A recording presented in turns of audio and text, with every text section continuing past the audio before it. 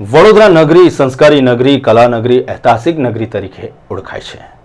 વિશ્વવિખ્યાત Maharaja Sayajirao university Vadodara નગરીમાં આવેલી છે.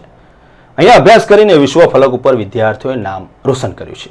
અહીંયાથી યુવાન અને યુવતીઓ અભ્યાસ કરીને વિશ્વ ફલક ઉપર હાલમાં પણ નામ રોશન કરી રહ્યા છે. પરંતુ તાજેતરમાં જ એક દિવસ અગાઉ સંસ્કારી નગરીને લજવે તેવો બનાવ સયાજીગંજ વિસ્તારમાં ડેરી ડેન સર્કલ પાસે બની ગયો. ખુલ્લેઆમ મોડી રાત્રે મારુતિ કારમાં આવેલા ખાનદાન નબીરાઓએ ચિક્કાર દારૂ પીધેલી હાલતમાં એક યુવતીની છેડછાડ કરી તેના પિતાએ પ્રતિકાર કરતા પિતાને પણ 3-4 લાફા નશાખોરોએ ઝીકી દીધા. આમલેટની લારી પાસે આ વિવાદ સર્જાયો હતો. હર હંમેશા આવા વિવાદો આમલેટની લારી પાસે સર્જાયા કરે છે. ડેરી ડેન સર્કલ પાસે આ વિવાદ સર્જાતા મોડી રાત્રે વાતાવરણ તંગ થઈ ગયું હતું. ટોળું ભેગું થઈ ગયું. ટોળું એકત્રિત થતાં જ આ ખાનદાન નબીરાઓ કારમાં બેસીને રફુચક્કર થઈ ગયા હતા. કારના નંબરના આધારે સયાજીગંજ પોલીસ સ્ટેશને ફરિયાદ નોંધાવવામાં આવી અને આ નંબરના આધારે જ આ ખાનદાન નબીરાઓ નશામાં જે છાંટા બન્યા હતા તેની સયાજીગંજ પોલીસે ધરપકડ કરી હતી અને ત્યારબાદ તેમને કોર્ટમાં રજૂ કર્યા હતા. ઉલ્લેખનીય છે કે આવા તત્વોને ચોક્કસપણે પોલીસે સબક શીખવાડવો રહ્યો. મોડી રાત્રે વડોદરા શહેર જ એક એવું શહેર છે જેમાં યુવતી યા મહિલા ગમે તે સ્થળ ઉપર ફરી શકે છે. પરંતુ આવા તત્વોના આવા કૃત્યના કારણે વડોદરા સંસ્કારી નગરીની લાજ ચોક્કસપણે લજવાઈ ગઈ છે. વડોદરા શહેર વિશ્વભરમાં સંસ્કારી નગરી તરીકે ઓળખાય છે. પરંતુ કેટલાક તત્વો સંસ્કારી નગરીના બિરુદને કલંકિત કરતા જોવા મળે છે. ગુજરાતના વડોદરા શહેરમાં રાત્રિના મહિલાઓ યુવતીઓ આબાદ રીતે કોઈના પણ ડર વગર ફરી શકે છે. પરંતુ મુઠ્ઠીભર તત્વોના કારણે કેટલાક વિસ્તારોમાં રાત્રે મહિલાઓ બહાર નીકળવાનું પણ ટાળી રહી છે.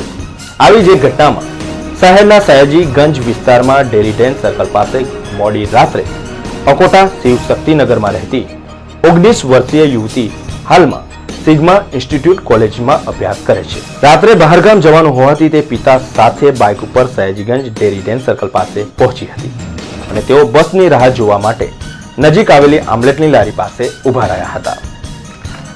આ દરમિયાન રાત્રિના 1 વાગ્યાની આસપાસ કારમાં ધસી આવેલા 3 નશાખોર યુવકોએ પોલીસની ઓળખાણનો દમ મારીને પિતા મિનેશભાઈ ઈમાનદારને અપશબ્દો બોલીને યુવતીનો હાથ ખેંચીને કારમાં લઈ જવાનો પ્રયત્ન કરતા યુવતીએ બુમરાન મચાવતા ટોળું એકત્રિત થઈ ગયું હતું. ટોળાને જોતા 3 નશાખોર છાંટા બનેલા યુવાનો નાસી છૂટ્યા હતા.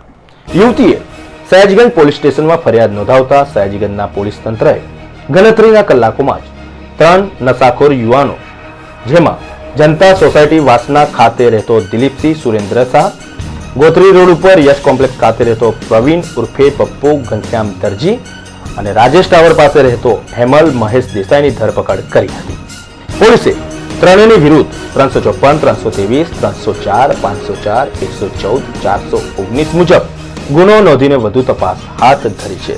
આવા નશાખોર ખાનદાન નબીરાઓ છાંટા બનીને મોડી રાત્રે વડોદરા શહેરના રાજમાર્ગો પર ફરે છે અને સંસ્કારી નગરીને લજવતા કૃત્યો આચરતા હોય છે.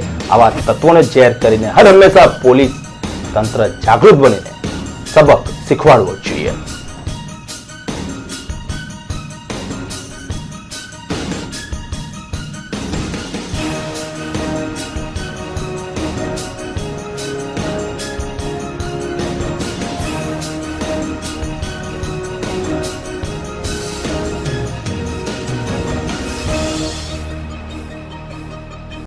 કલ્યાણ હોટલની પાસે આ કામની ફરિયાદી બેન અને એના ફાધર, આ બેનને આપણે એજ્યુકેશનલ ટૂરમાં ઉકાઈ જવાનું હોય તે તથા તેની સાથે ઘણા બીજા વિદ્યાર્થીઓને બધા ત્યાં હાજર હતા અને બસની રાહ જોઈ રહેલા. તે દરમિયાન આ લારી ઉપરથી 3 ઈસમો કારમાં આવેલા, જે પોતાની કાર લઈને જતા હતા તો ત્યાં ગાડી વચ્ચે આવતી હટાવવા બાબતે તેઓને બોલાચાલી થયેલી અને તેની અંદર એકબીજાના ઉપર એ રીતે આક્ષેપ કરેલો કે અમે પોલીસ સ્ટાફના માણસો છે. પેલાએ પણ એટલે દરબાર હોવાને કારણે તેઓ પોતાની દરબારી બતાવવા માટે એમ કે હું ઝાલાનો આપણે એ છું ને પેલો જાડેજા હતા, તો એની અંદર એ લોકોને રકઝક થઈ અને બોલાચાલી થઈ અને પોતે સ્ટાફના માણસો છે એમ એકબીજાને કહીને પોતાનો રોફ જાળવા માટે બોલાચાલી થયેલી, જેમાં ઝપાઝપી થયેલી.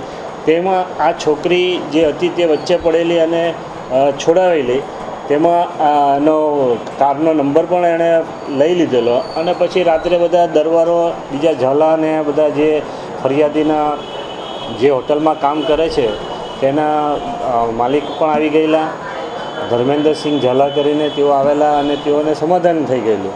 ત્યારબાદ એ લોકોએ બીજે દિવસે પાછા ભેગા થવાનું વાત કરેલી, પરંતુ એ લોકોને બીજે દિવસે પણ પેલા લોકો ભેગા ના થયા અને પેલાએ ફોન ના ઉચક્યો એટલે છોકરીને એમ થયું કે મારા બાપને કેમ માર્યો, એ હિસાબે એને લાગી આવવાના કારણે આ ફરિયાદ એણે આપેલી.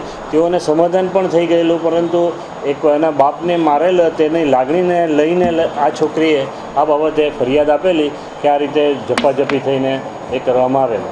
બાકી એ જે જગ્યા છે ત્યાં ફૂલ વસ્તી છે, ત્યાં કોઈ ખેંચતા આપણે કોઈને ઉચકી જાય કે લઈ જઈ શકે કે કિડનેપિંગ થઈ શકે તેવો વિસ્તાર નથી. બહુ શાંતિનો વિસ્તાર છે ને હાલ પણ બધા અવર જવર ચાલુ છે ને શાંતિ છે. એટલે ઇજ્જત લૂંટવાની વાત હતી, ઉપજાવેલી વાત છે. એ વાત ખોટી લાગે છે, કારણ કે એમાં આટલા ભરચક વિસ્તારની અંદરથી કોઈની ઇજ્જત લૂંટી જાય તેવું આજુબાજુને પૂછતા પણ એવું કોઈ તપાસની અંદર આવેલ નથી.